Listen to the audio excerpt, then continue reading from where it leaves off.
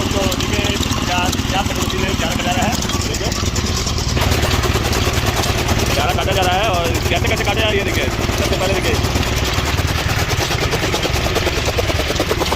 यहाँ से ये